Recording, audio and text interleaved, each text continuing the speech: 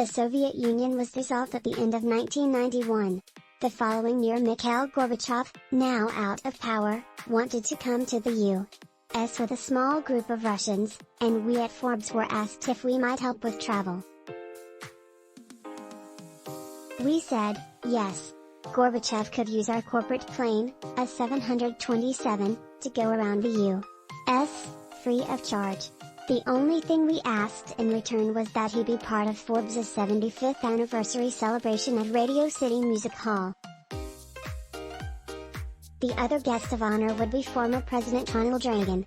Gorbachev agreed. It seemed fitting to honor these two extraordinary men. Both had made possible an nonviolent end to the Cold War, which experts at the time thought was absolutely impossible, given the previously violent nature of the U.S.S.R. My grandfather, B.C. Forbes, founded Forbes during the same year as the Russian Revolution, and he would have been delighted to.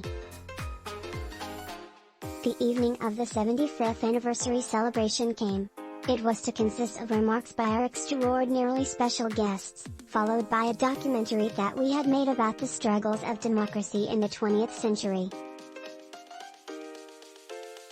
The main event almost didn't happen. Gorbachev had previously agreed to a brief interview for the magazine before we went on stage. Then he decided he hadn't agreed to it and angrily threatened to walk out. Reagan was appalled. So were Gorbachev's aides.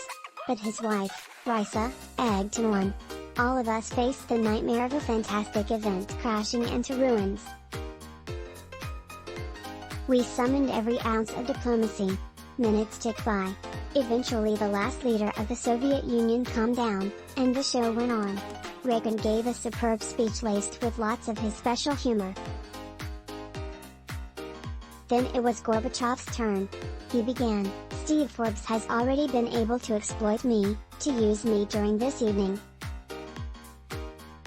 Before the festivities he asked me to give an interview to his magazine. The audience laughed, thinking he, like Reagan, was engaging in humor. He wasn't, he was serious.